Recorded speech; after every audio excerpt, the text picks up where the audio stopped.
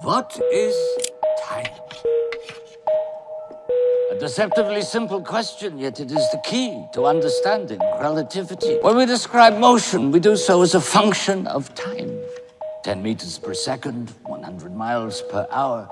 But the mathematical description of velocity is moot, unless we can define.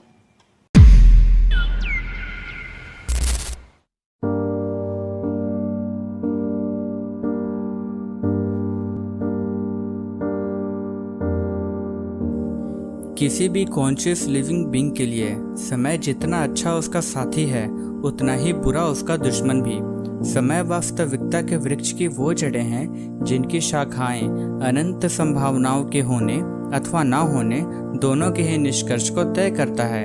अजीब बात तो ये है कि किसी एक व्यक्ति का समय केवल उस व्यक्ति मात्र को ही प्रभावित नहीं करता, बल्कि एक व्यक्ति का समय पूरे ब्रह्मांड को भी उतना ही प्रभावित करता है जितने पूरे ब्रह्मांड का समय उस व्यक्ति को।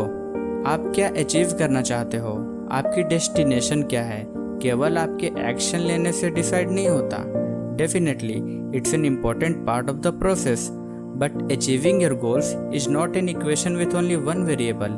There are variety of variables, और इन्हीं असंख्य वेरिएबल्स में से समय ही एकमात्र ऐसा वेरिएबल है जो ना केवल हमसे इंडिपेंडेंट है, बल्कि ये हम सबको एक इक्वल अपॉर्चुनिटी भी देती है।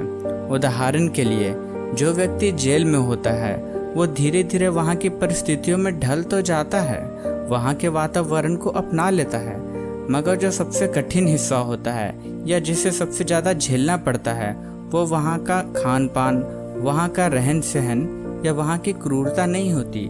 जो सबसे कठिन होता है और जिसे सबसे ज़्यादा झेलना पड़ता है वो होता है समय।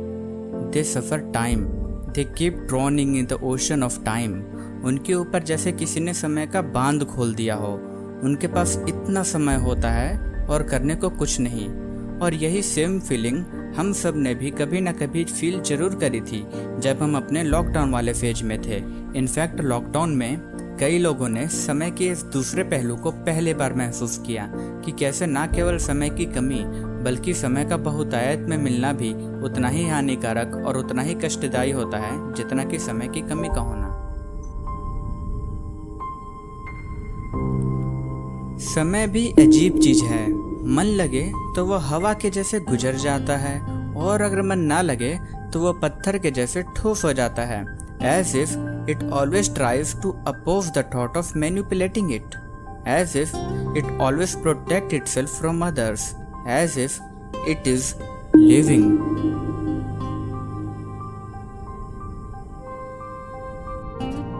इंसान ने जितने भी मनोरंजन के आविष्कार बनाए हैं उन सभी का काम समय की बहुतायत को कम करने का ही है।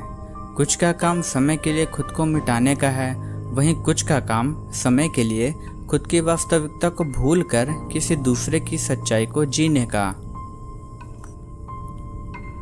समय को सेंस करने के लिए कोई सेंस ऑर्गन नहीं है हमारे पास, और ना ही कभी हमें इसके फिजिकल सिग्निफिकेंस को समझाया गया।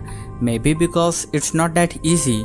We can only get the idea of time by perceiving changes around us, and time is relative.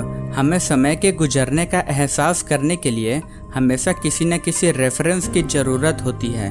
अगर हमारी सारी इंद्रियों को रोक भी दिया जाए तो हम अपने बदलते ख्याल से ही महसूस कर लेंगे समय के बहाव को।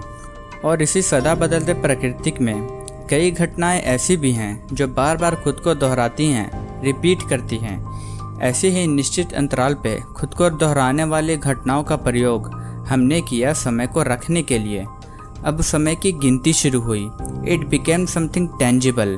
फिर क्या था, धरती के घूमने से लेकर ब्रह्मांड के जन्म तक सब कुछ समय में नापा जाने लगा, और इसी कड़ी में आविष्कार हुआ 21वीं सदी के सबसे क्रांतिकारी यंत्र का, द मैकेनिकल क्लॉक।